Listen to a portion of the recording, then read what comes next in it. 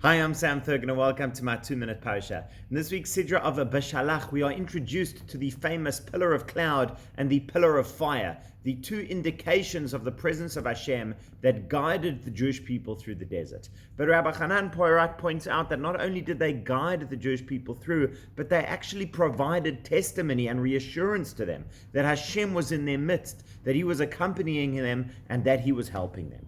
And therefore, says Rabbi Porat, we understand why throughout the entire 40 years in the desert, even when the Jewish people did not have such a good relationship with Hashem, how the pillars of cloud and fire were still there to show them that Hashem was still with them and still loved them. But why is it that as they enter the land of Israel, those pillars disappear? Do they not still need the presence of Hashem? Do they not still need this testimony? And he quotes the Midrash that says that this is similar to a mother hen who has her little chicks that she brings under her wings. But as the chicks grow up, they are no longer allowed under her wings. They must go out into the world on their own. And so too Hashem says to the Jewish people, little chickens, when you needed to shelter under my wings, I took care of you. But now you must go out on your own. And on the one hand, this seems to imply some kind of distance between parent and child. But Rabbi Porat points out that this actually shows the greatest similarity between parent and child, because just as the parent is independent,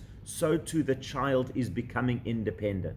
Think about it. You can have a pet for years and years and years, but they never learn to walk and talk and run their own lives. Whereas with a child, that is what happens. The child from you takes your own capacity and abilities, imitates them within their own life. And so what Rabbi Porat says is that this pillar of fire and the pillar of cloud never really disappeared. It just went from the great manifestation that we saw in the desert into our hearts. The presence of Hashem is still with us, that pillar of fire and that pillar of cloud. We have all of the great abilities and spiritual aspirations that we have because they are gifts from Hashem and because Hashem has guided us to this point. And it is up to us to take it to the next stage and to once again make the presence of Hashem manifest in this world. Shabbat Shalom.